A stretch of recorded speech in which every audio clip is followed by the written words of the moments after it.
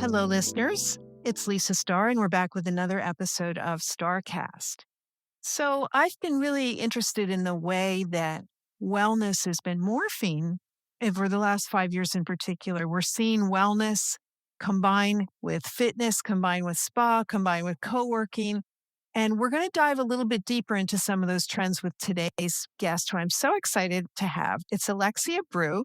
She is a digital media founder, board director, strategic advisor. She was the co founder and CEO of Well+Good, which, if you've been in the wellness industry for any time, you know was a fabulous website where we used to all go and get all of our info.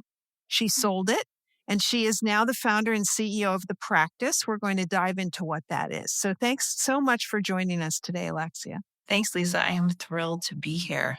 We're happy to have you. So before we get into the current path of Alexia, let's start back at the beginning. Not quite the beginning, but I know you were a journalism major in college and you probably set out on that route. I would love for the listeners to hear more about how you ended up in the wellness industry. Yeah, well, actually, I was a classics major in college, so Greek and Latin, and then I went back to journalism school sort of mid-career. But funnily enough, let's say I started my career in book publishing, and I had a real interest in bathhouses. And so it's very exciting to see this sort of bathhouse boom right now. But when I was in my mid-20s, I spent a year traveling the world researching public bathing traditions globally, and I did a book called Cathedrals of the Flesh. Uh, Why did you do that? What was the impetus for that? well, I was always sort of entrepreneurial, and I wanted to open a bathhouse in New York City, but I was How just prescient of you. no, it's so funny now. Way too early when I was Mm. thinking about this sort of 2000, because I was in publishing, and it was an era in publishing where if you had an interesting idea for a book, you could sell a first book at that time for an amount of money that you could sort of live on for a year. And so I was able to do that and quit my job and travel and see all these great global bathing traditions in Japan and Russia and Hungary and Finland. And then actually that led to writing. So I came back and that's when I met our mutual friend, Susie Ellis, at Spa Finder, did a lot of work there and ended up not opening the bathhouse. I don't think the timing was quite right. You were clearly ahead of your time, though. What was the name of the book again? Cathedrals of the Flash, Oh, my and search for the excellent. perfect bath. That is what the later popes used to call, or, sort of um, in Rome, Circa 500, they would call the bathhouses cathedrals of the flesh. And I love that term. I love that term as well. So the bathhouse didn't happen, but you got into the wellness industry kind of through this bathhouse interest of yours. So I've always had this interest in physical spaces, but then I really went on this like media detour and worked in magazine publishing and then teamed up with my co-founder, Malise Galula, and we started Well+Good in about 2009. And I mean, you'll obviously, or most of your listeners will remember like the global financial crisis and Hmm. what that did to the magazine industry, what that did to travel. And so we were really noticing that sort of local wellness scenes were really taking off because people weren't traveling as much, and there was this really big interest during the GFC in wellness and what that meant closer to home, and all these really what were then very new concepts like Soul Cycle and boutique fitness taking off, and we just didn't see people really covering those small local businesses in a fun, newsworthy way. Well, I loved Well+Good. I can remember finding it and thinking, this is genius, good sweat, good eats, whatever the subtitles were. And there was always such timely info. Of course, when you're in New York, you're kind of at the center of where things start. But you both really nailed it. I mean, it was an excellent site for all things wellness, consumer and trade. I think because we were so passionate about the space and we loved breaking news and we loved talking to all of the experts and newsmakers in the space. Like, yeah, it really did serve a purpose, I think, of bringing the community together and elevating the conversation around wellness and sort of furthering it. And because we really did, we thought, these are all these incredible like geniuses and visionaries in the space, and no one's doing like big profiles on them. So we were really, I think, the first to realize these are fascinating, newsworthy people and topics, and let's cover this. So that was fun. And it was definitely an era when like digital media, like was in its heyday, and you could have an idea like we did and be able to start a media company without a lot of financial resources and grow it. I mean, it's very different now, which is one of the reasons like Well+Good doesn't exist anymore. We had a lot of fun for that chapter. And It really helped, I think, give credibility to the concept of wellness as a business, because that word wasn't even being used very much back then in the early aughts, let's say. And so you really said, "Oh no, this is a thing, and we're going to cover it." And it really gave credibility to many of the founders, as you say, that you discovered that were developing these interesting businesses. So you grew Well+Good, you sold it as one should. You worked as an SVP at the company that purchased you for several years, correct? I did, yeah. And then you decided it was time to start something new? Yeah, I just sort of had that itch and that desire to start something. I love early stage stuff. So I think, for me, I'm the kind of founder that I always like, want to start something that I as a consumer want, and then I don't feel like I'm being served as a consumer and I'm not one, yeah, it's always very personal to me. Mhm. And so I think as a lifelong like fitness enthusiast and then reading everything that I was reading around healthspan and longevity science, I just started to think that there was like a different way that personal training should happen and sort of fitness more generally. So, and then I moved, I left New York City and I moved to the suburbs. And I think then being outside of the city with all of its sort of incredible like richness and diversity and all these fitness options and being in a smaller much smaller city, I just saw an opportunity of like, let's try this and I can try it on a smaller sort of pilot laboratory scale. And I'd never done in person. And so that felt sort of new and exciting and scary in a good way. So the business is called The Practice. And if I'm reading from the website, it says it is Greenwich's first personal training studio built around health span. That's a word we're just starting to hear now. What does that word mean in the use of in your brain when you were creating the practice and you were focused on health span? What do you mean by that? Yeah. So health span is the number of years that we're here in vibrant health, living our fullest, richest life, whatever that means to us. And so there's a lot of talk around squaring the lifespan, health span curve. And so, as you and I both know, a lot of people will spend the last decade of their life or even longer in not very good health, Hmm. shuttling back and forth to doctor's appointments, not doing the activities they loved or being with their loved ones and maybe the way that they want to. Through lifestyle intervention, we really have an opportunity to square that curve so that our health span and our lifespan are really aligned.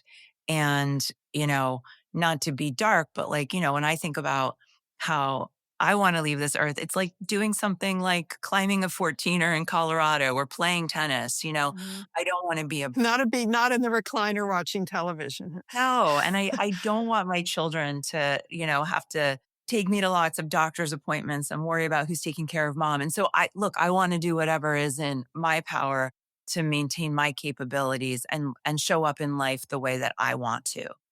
And so, as like Mark Hyman says, and it's a popular quotation, like your genetics load the gun, but you pull the trigger, right? And so we all have whatever genetic stuff we're dealing with, but our lifestyle and exercise in particular can be this really potent, powerful intervention to help extend our health span and make it align with our lifespan.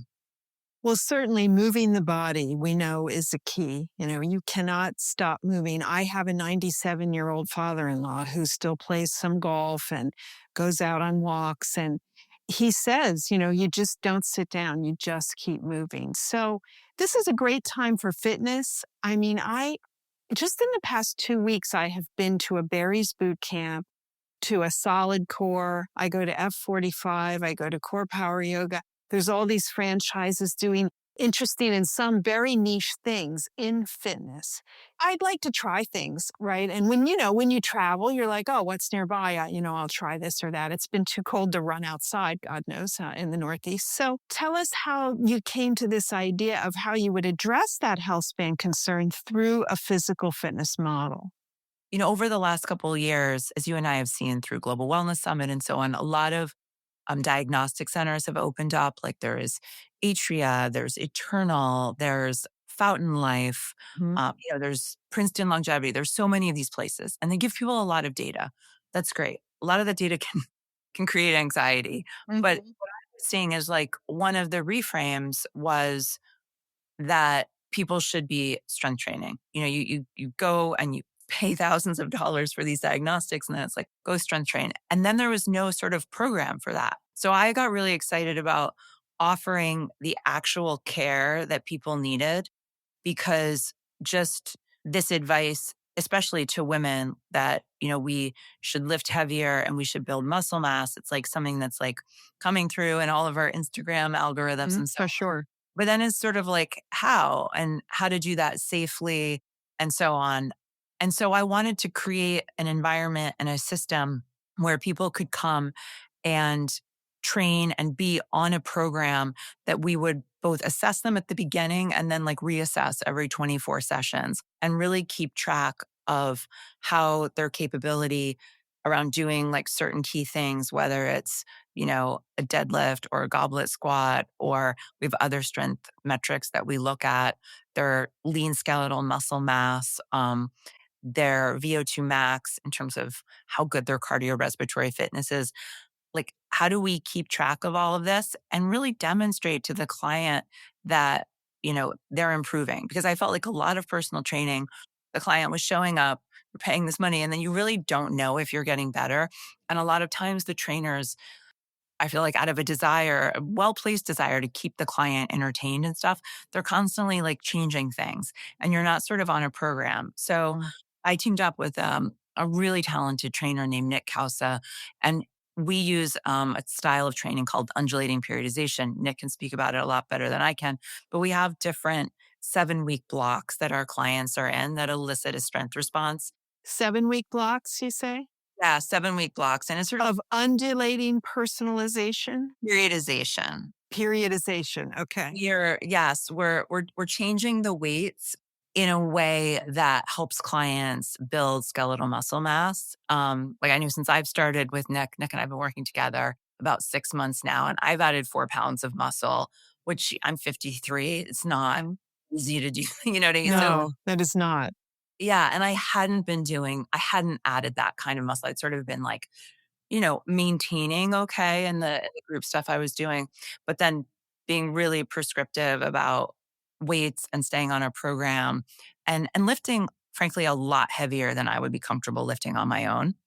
I think that's also, you know, why it can make sense to invest in personal training, because you do have that one-on-one care that just F45, as fantastic as it is, or Barry's, they Mhm. can't give you that as safely. So, yeah, so we really help clients like know that they're moving in the direction that they want to.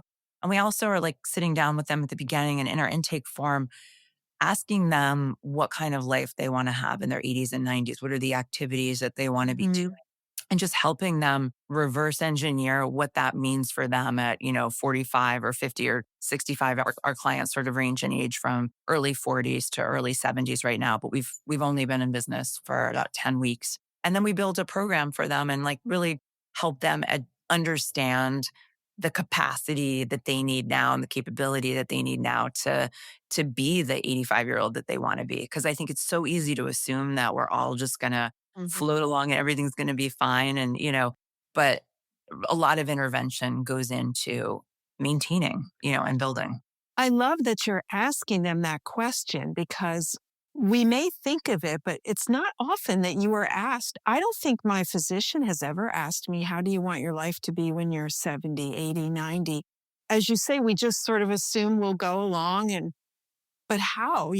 Because as we age, we learn that physiological changes happen whether we want them to or not. I mean, we eat right, we exercise, we put the right things on our skin, and yet things change that you just can't help. And so you do need to plan ahead. And I love that you're starting with that sort of sitting down and thinking about what do you want that to look like and how can you change it now? What can you do now?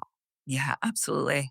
And then we have these like beautiful health span report that we walk them through that shows them sort of how they're doing relative to their age and gender cohort. And at the end of that, we do have these sort of downer, Debbie Downer graphs on just how your skeletal muscle mass and your lung capacity is going to deteriorate over time. And really, it is meant to be empowering because there is an opportunity to intervene and to, improve all of these metrics, but just kind of giving people that wake up call that gravity and, just aging is going to happen.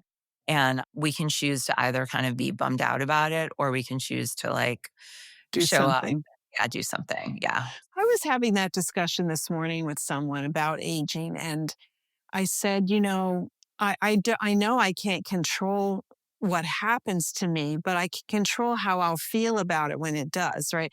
And I know that if I do get sick at some point, I won't look back and say, "Oh, if only I had started eating right or working out more," because I'm doing those things. So to me, it's like that mental, like taking charge of your destiny in as much as you can do so. Totally. I love that. Yeah. It's knowing that you did everything that you could do. Right. Yeah. Yeah, we're not, we can't see the future yet. That'll be next year. So the practice is strength training, right? That sounds like it's the basis of it, as opposed to cardio, or is there cardio involved as well? Yeah. So we do some cardio metabolic bursts at the end of our workouts usually. And so that's and again, this is where Nick would be a better guest than I am, but we talk about for our clients that they should both do zone 2 training. So that's like their steady state cardio outside of the practice, and we give them homework for that if they want. Mhm. So if we know that you love hiking, we might say, "Hey, Lisa, make sure you're doing 4 45-minute sessions." Ideally, that's a lot, but like that's what we hope of steady state cardio. And we'll give you what your exact zone 2 is because you will have done a VO2 max test with us and we'll know Mhm. what your zone 2 looks like. And I think that's because our wearables are directionally correct, but they're not totally accurate. So 45-minute sessions per week. That's what we should be doing. Wow. Yeah, Okay. it's a lot. And so, that's sort of like aim for that. And then in the studio, we train zones 4 and 5. And so that will typically be on the assault bike or the ski erg or the treadmill. And those are more the spiky, like, Mm, get your heart rate way up. And it's sort of like building two different kinds of triangles. It's like, the sort of the low triangle and then the mhm. big spike. Cause you want your sort of cardio triangle to be as large and high as possible. And we have sort of fun slides on teaching clients like how to improve their cardio. So you have on the website one method, five systems. What are those practice five components of the workout? Yeah. So when we were thinking about fitness and how to create a framework for people to understand all the things that they should be thinking about, we came up with these five things, which are first is body composition. And so that's Mhm. what we're going to look at first day when someone comes in. And really the only things we care about there, Lisa, are like our skeletal muscle mass, their body fat percentage, and their visceral body fat. Number on a scale doesn't matter. We just Mhm. want to know that our client has adequate muscle to age well and to not fall below that frailty line Mhm. where you can't do the things of daily living. So, which sounds far off from where we sit, but what's been very eye opening to me is that when I look at a lot of our female clients, they are, for the most part, very under muscled, relative to like Mm, where they should be at. And it's sort of like not yet a problem in their early 50s, but it will become a problem by their 70s. It's interesting. And we capture all this data and we're starting to like, we have a data set now that will be interesting to kind of figure out what we do for with that. sure. Then we look at control, and that is Mhm, your stability, your mobility, and your balance. And we measure that in different ways. And then we look at cognition. And for us, it's mainly dual task processing. So we're looking at your ability to do certain things using this tool called Blaze Pods. And then we ask you to do the same exercise, but we make you solve some problems, some mental problems while you're doing the same thing. And we see what the cost is. It's called mhm. the tug method, what the cost is of when we add in that mental load. How much time does it add to that exercise? So just sort of a proxy for your ability to dual task well. And we also measured things like power, lateral agility, and that cognition and power domain. And then there is capability. And that's like we're looking at everything from your ability to farmer's carry, deadlift, push up test. And then there's cardio is the fifth C, and that's the VO2 max test. And then we do an anaerobic power test. So that happens over 2 1-hour sessions. It's pretty like full That's on. a lot. And I would say most clients like love it. Mm. The ones that seek us out.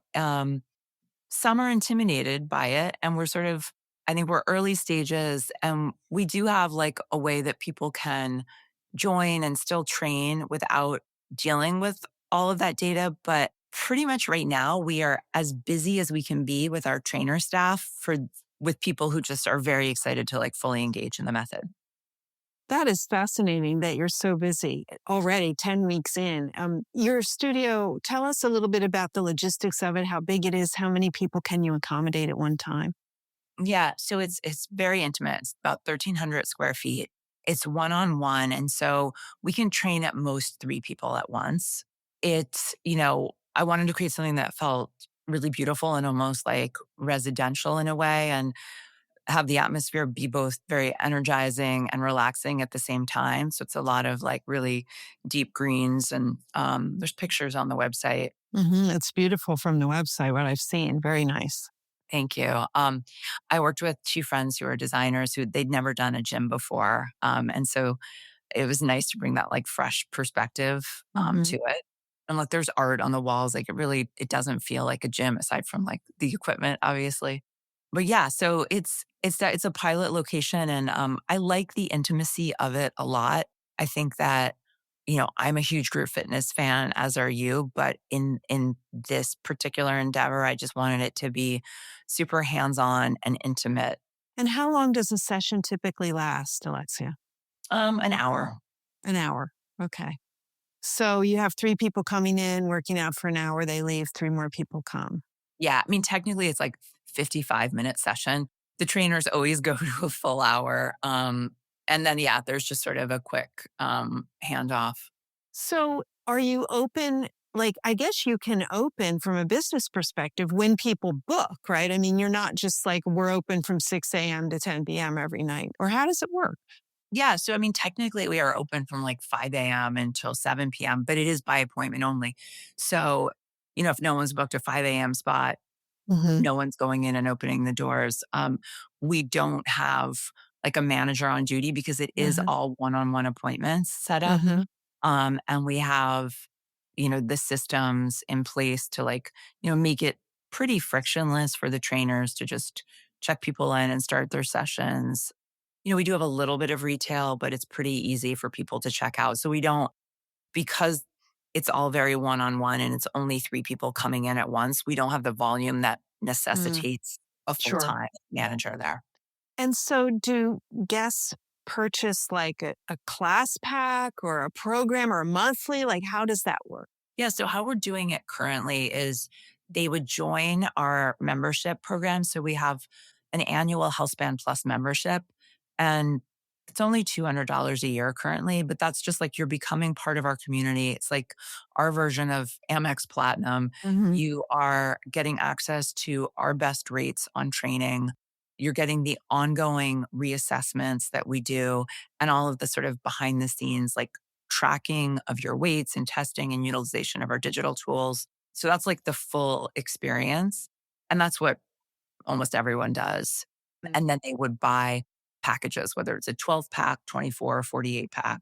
And the price of a workout is mid 150. Is that correct? Somewhere in there? Anywhere from 145 a session for a client buying a 48 pack up through to 185 a session for clients who are just training a la carte. And how many times a week do you like to see your members? Yeah, so we recommend 2 to 3 times a week. I would say most of our clients are training twice a week with us, Mhm. but we've also had a lot of clients who are only able to come once a week for, whether it's geography or Mm. budget, but they really like the programming and the blocks that we do and the way that we are able to undulate their weights. And so we're now developing a way to help people with hybrid. So like they come to us once a week and we program their other 2 days of strength training. Interesting, really. I mean, well, Greenwich, Connecticut sounds like the right place for something that, it's not inexpensive what you're doing, but the results, I'm sure when you weigh, yes, you don't have to spend this money, but would you like to live 10 more years with healthspan? Then of course it's worth it. Like we hear from Fountain Life and the other models, yes, you have to pay for access to some of these metrics and guidance, but, it's your life. Yeah. I mean, it's a lot less expensive than like assisted living when, you're older.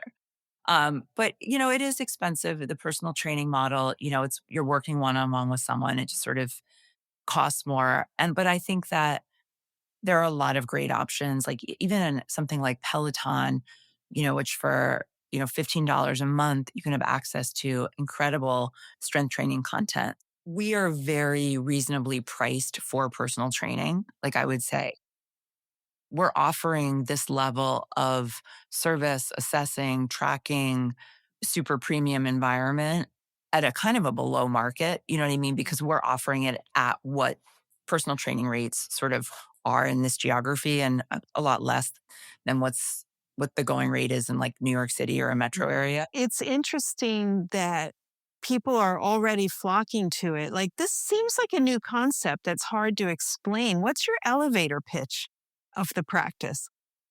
I really wanted to create something for people who don't want to age on autopilot and who want to take a very active, engaged, proactive approach to building the fitness for health span. And so I think how we're different is that we not only assess you at the beginning, but we're reassessing you every 24 sessions. And we are building out a sort of 360-degree movement program that tells you what to do, not only when you're in our studio, but when you're not. And we are really outcomes oriented in a way that other training models aren't currently, and that we are reassessing you and holding ourselves to account to actually like improve these key fitness biomarkers for our clients. So we are so deeply involved in the success of our client, I think in a way that feels new and different. And I also think clients, from the feedback that I get from them, feel like they are on much more of a program than other personal training things. I think the measurements are key. I've been at gyms where you get measured in some way. Nothing is as detailed as what you're doing, but maybe you get your weight and your body fat and your resting heart rate, et cetera. And then, you may not ever get it again. You just get your program and you start doing it and you feel, oh, I last week I lifted a 15 pounder. Now I can do an 18 pounder, but it's not getting measured again. And to me, that's the genius of this is like being able to show results. Now, conversely, that means in 24 sessions, you need to be able to show results to people. And you were confident that you could do that. I think how we see the practice is as the next evolution of what personal training should be. And so I think all personal training will be headed this way. But I think clients right now are more and more sophisticated and they want a more outcomes oriented approach to personal training. So it's not enough for studios to just train people, make them sweat, keep them entertained for that, you know, hour or two a week, it I think there's like now an onus that like training studios really thoroughly assess a client at the beginning. And I think our assessment is the most thorough one that I know of in any fitness environment, outside of the places I mentioned earlier, like a Fountain Life. And then I think we're really unique in that we are reassessing and then having training plans that really solicit, this response that we're looking for. And, as to your question of like, what if someone's not improving? I think that is a conversation that like we want to have so that we can understand like, is that client's nutrition supporting what they're doing at the Mhm. practice? Yeah, you've only got them for that 1 hour. You don't know what happens the rest of the time. Exactly. And so I think just being open to that conversation, seeing if like maybe they want to meet with one of the nutritionists that we work with. Maybe they're not sleeping well. Maybe they're traveling. So like figuring out what's going on versus like just burying our head in the sand and not reassessing. And I think because this is a B2B audience, I think it's interesting to note that at a lot of gyms, they don't pay the trainers the same for assessments. So a lot of places, they simply don't reassess because there's no incentive for the trainer to do that. And so I also wanted to solve some of those structural issues that maybe exist in the business that weren't really helping the client, right? Because Mhm. trainers, A, aren't getting paid appropriately to reassess the client, and B, might be scared of losing that client If they're not showing results, right, sure. but I feel like this is what we're here to try, so A, solve the problem for making sure that trainers get compensated for reassessments and that we're like really collaborating on a client's success. And then digging in to like solve it as a case. Like each client, like we care deeply about them and about their trunk stability and about their VO2 max and all of it.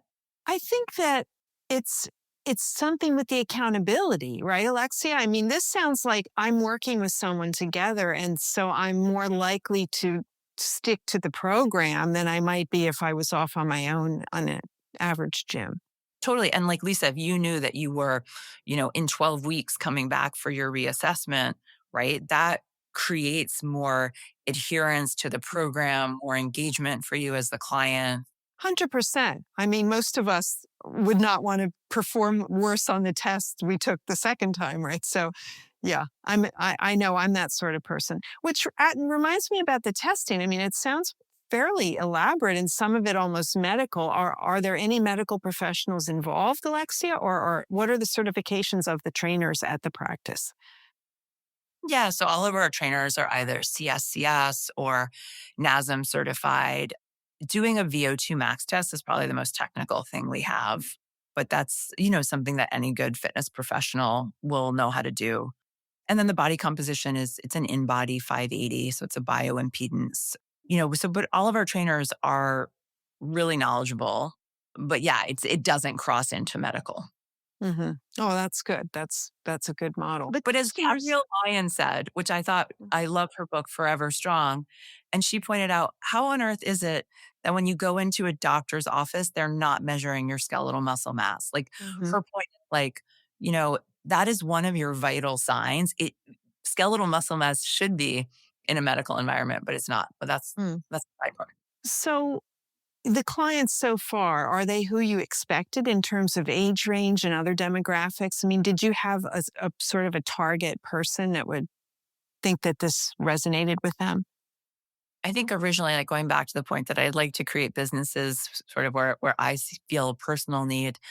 I really had midlife women in mind who are at that sort of phase where, you know, things that you had been doing might no longer be working, where it's getting harder to build muscle. So I was really thinking about that perimenopause transition and what Mm. that does to your bone health, and just losing estrogen and all of the things that can happen there and how developing muscle can really help counteract a lot of that. So, midlife women is definitely like one cohort that we see a lot of. Um, I would also say like men who are, sort of optimizers really like our program a lot and they love the data and the testing. And then we also are starting to see more clients who are on GLP-1s, we've had a lot of interest from like the local medical community. So a lot of the doctors have come in, they want to understand our assessment protocols, our training methodology, and are sending their patients to us to make sure that, like, as we know, like if you're taking a GLP-1, it's really important to continue to like build muscle and not have any sort of wasting effects from that. So yeah, a really big spectrum of clients. It's so fortunate that you're attracting the attention of the medical community in that way, like that they want to work with you. I mean, that's a great marketing uh, tool. I'd hoped for it before we opened that we were creating something. I felt like, it was at that level, and the medical community got interested really quickly. And a lot of the doctors are actually training with us themselves, which also feels really nice and really validating. Did you have an in the medical community where you live, or it just happened organically? I mean, just reaching out to different doctors in the space. I mean, Greenwich is sort of a small town in a lot of ways. But yeah, and I had been working on the concept for about a year, well, actually more than a year before it opened, because I was waiting for the space. I mean, your listeners will know, yeah, probably the woes of commercial real estate. So I had to wait for this space that I really wanted. So I was like planting the seeds and laying the foundation Mm, before I opened. that's amazing. What other marketing has worked for you? What other tools have you used to get the word out? Really, just like word of mouth. And I did a lot of like sampling at the beginning, like when we were sort of in our beta period, um, inviting people I knew to come in and try it and give us feedback. And there was just a lot of word of mouth that spread that way. But now it's really sort of picked up. And so it's like one person comes and then they send in their spouse, always like one, either the husband or the wife comes first and then the other one always follows. And just a lot of friends sharing it. And so that feels really good that it's a product, that a service that people want to talk about and share with their friends. Do you see, Alexia, because you are good at seeing the future, do you see any opportunity for this health span based fitness approach to morph into hotels or more traditional fitness centers? I mean, for sure. I don't know, Lisa, exactly what it looks like, but I know that there's a group fitness concept opening up in New York City around health span. I think just continued education so that people start to understand their fitness biomarkers, right? We Mhm. been thinking about blood biomarkers 5 years ago, right? We didn't really know what that was, right?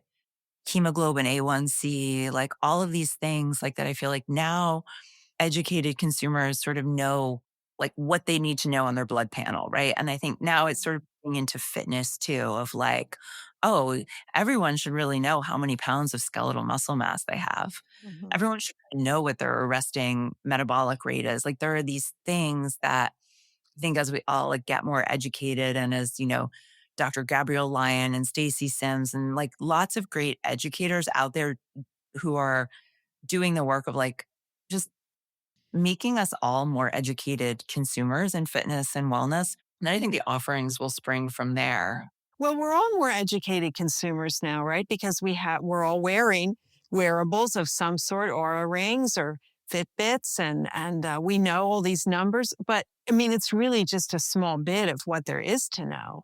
Yes. And I think there's also this push like against optimization. Like I think there's Hmm. a bifurcation between like health span and longevity.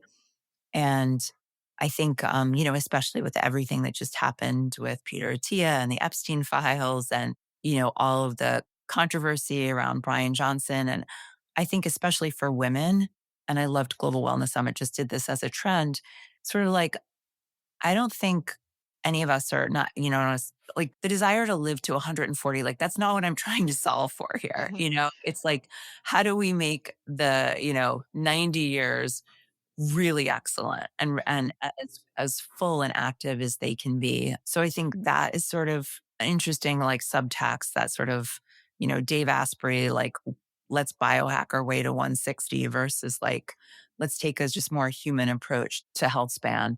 And so It's not like, even though what everything we've been talking about sounds very metrics driven, I'm not talking about like optimizing like crazy. I'm just really at the end of the day trying to educate people that building skeletal muscle mass is probably the most important thing you can do for your long-term health. And in the way it's like upstream of everything else from insulin sensitivity to bone health to brain health. Like, you know, the way I view the world and everything I've read, it's like it's all about muscle and, someone else will have their thing. It's all about sleep. So that is my mission of like, how do I demystify building muscle and create a method that people can do that? And if we can also figure out a way to take that outside of our four walls, like that will be exciting. But I think after a year, excuse me, a career spent in media where I wasn't, we had this huge reach at Well and Good, but I wasn't like touching, really seeing the reader. It's exciting to have something that's as intimate as a fitness studio and actually to like see the difference that we're making in people's lives and see how clients get so excited when they're like 12 sessions in and they're starting to feel really different in their lives. Like that was sort of the impact I wanted to make in this next chapter. That's a question I had for you. I mean, your other business touched thousands of people. I'm sure you had multiple tens of thousands of monthly, readers, but this is bricks and mortar and it's a whole different world and a whole different scale. Is it what you envisioned it might be? Yeah. So at Well and Good, we reached 10 million monthly unique. Okay, 10 million, quite a few thousands. And so that was really exciting to have that kind of, reach. But this is so much more personally like meaningful, I have to say, because you're really like seeing the direct impact on people's lives. And I think like in another life, maybe I would have been a doctor, or like Mhm. I love that idea of like providing really personalized care. And so I think for me in this life, this is my version of that, of like, yeah, just really having a client feel super cared for. And like every coach knows where that client wants to be at 85, what he or she wants to be doing. We know all of their limitations now in terms of, wrist issues, whatever it is. And we also know like their short term goals. Like we just had, a client who he hadn't been able to do a pull up in 20 years. And, he just did 5 pull ups at his And last. that's in 10 weeks because you've only been open 10 weeks. And so it was so satisfying. I'm so happy, so also just those short-term milestones are really nice too. For sure. So now what, Alexia? Are there going to be more of the practices sprinkled around the metro area? I'm just really having fun with this one. And I think we're just sort of spending this first year in business learning everything we can about what our clients want. And, we don't even have that first cohort who's gone through their reassessments yet. Mm, mm. So this year is just about learning and gathering data. And, as I learned with Well and Good, like our readers told us so much about what they wanted more of. And I think it'll be the same here. So, in your career journey, I mean, I have a leadership question about insight. I mean, you are a board member and advisor in multiple companies. How does the knowledge that you've gained, how have you used that to build your own business? I think it's just like the collaboration. I don't know. I love doing board work because in those years after Well and Good, I missed so much working with people and watching businesses get built and problem solving and so on. So I think that the board work just was really fun to sort of stay in the mix and kind of give back however I could to like there's now again my expertise has always been with like really early stage stuff as opposed to like later stage. I learned so much from every single person I work with and it's been fun to like learn about different businesses. Was there anything, Alexia, that you didn't want to repeat from building well and good that, you thought back on and said, no, I don't want that again in my next role? I think the hard thing about digital media was that there are very few publications that like actually have a subscriber relationship, you know? Hmm. So I think that I felt in media so far removed from our reader. We used to do so many events, which like we love because we were just, Melissa and I, so eager to know who our reader was and understand her better and so on. But at the end of the day, you're very far removed from that. And I think what I wanted was a business that was like much more intimate and hands-on and providing like real-time day-to-day care for people. Oh, I can totally understand that. I mean, my early career, I was a makeup artist and, you know, you're I was many, many years ago, and I still miss that one-on-one feeling of, like, making someone feel so good about how they looked, and it was like you didn't need to get paid for it. I mean, it just felt good, and, as you move on in your career and you manage more people or situations and as you say, you're removed from that end user, and you kind of lose the sense of joy that comes from that, so good for you for recreating, what you knew you would like, to be out in the field with people. Totally. What is something that listeners could do now who don't live near the practice? I mean, what would you advise people who want to live longer and have health span do now to start getting their future selves ready? Yeah, I mean, I think there's so many great podcasts, right, that I'm sure a lot of your listeners are already listening to, but, I think one of the reasons that legacy media is gone is, like, things like doctor media have gotten so incredible, and so we all just have access through, Dr. Gabrielle Lyon, Stacey Sims, Dr. Rhonda Patrick, like, there's so many incredible people in the space, and I think just learning how to like, what lifting heavy means for you and sort of educating yourself on, like, what you want your fitness biomarkers to look like. One thing that we do is, so if someone comes in and they're a 51-year-old man, they are going to, in their health span report, be staged against other men in their 50s. And so, sort of having a sense of like, where you're at and if you have adequate muscle to age well, I think is a good first step. And that's something that, you can go online and you can look at normative data and so on. But my big takeaway is like, most women are not as strong as they think they are. And I don't mean, Mhm. I mean that in more of in an empowering way. And there's Mhm. huge opportunity for all of us. But yeah, and I think that a lot of women don't understand how much better they'll feel when they add muscle. Like you just are more capable and resilient in the world, and that just means being able to like show up in a better way for like your kids or your parents or your job. So I think just yeah.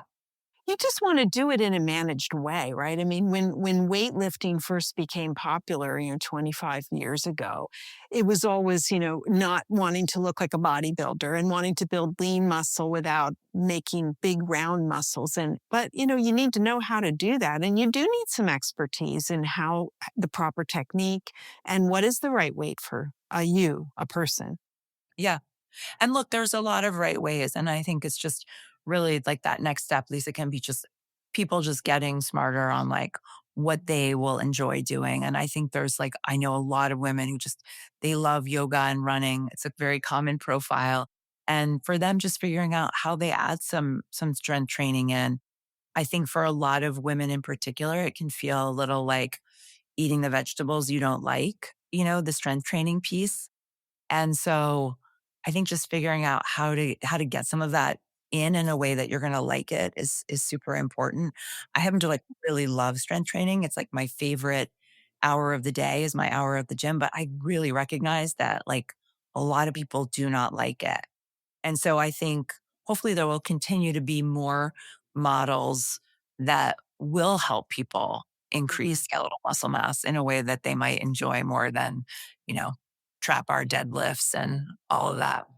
Tell us about your personal wellness walk, Alexia. I mean, now you own a gym. I guess you can go there frequently. Do you? And what else do you do? Yeah. So I am a 3 time a week client.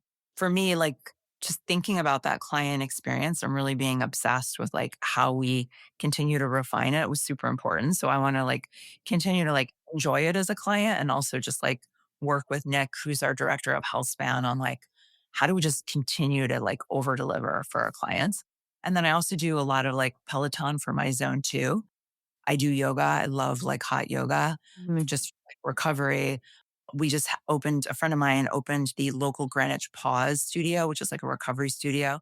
So I love going there. And then once a week, I do something called Norwegian 4x4s. This is not in the recovery realm. This is in like kick your butt realm with Nick. I call it Norwegians with Nick. And that's a training protocol where you sort of warm up for 6 minutes, Lisa, just like I do it on the assault bike. Then you do 4 minutes all out, 85% of your max heart rate, killer. Then you like recover for 3 minutes. And then you do that like 4 times. So you're spending 16 minutes at that sort of like peak 85% of your heart rate with those 3 minute rests. And that really helps improve your VO2 max. Interesting. Like the concept of sprinting, short sprint, short burst to build the cardiac strength. Yes. Yeah. And it's fun to do it with someone. Like if we had the space, I would love to have a class that was Norwegian 4x4s, because that was like our most popular piece of Instagram content was like Nick explaining the Norwegian 4x4. Really? Well, it's funny. Well, but now we know I'm watching the Norwegians at the Olympics and they are tremendous athletes. So anything Norwegian, I think we need to do it. Yeah, I know. And that guy Clabo going up the hill. Amazing with that kick at the end on the cross country. It's just like he just put everyone in the dust on a hill. Yeah, it was pretty impressive feats. I'm obsessed with the Olympics. I just watch whatever's on. I just like watching these people work so hard and do things we could never dream of doing, most of us. Totally. Yeah. Yeah. It makes you realize what the body's capable of because they're not a different species, right? They just put a lot more effort into this one small thing. And I know they can't maybe do what you or I could do for a career, but they can do some pretty amazing things.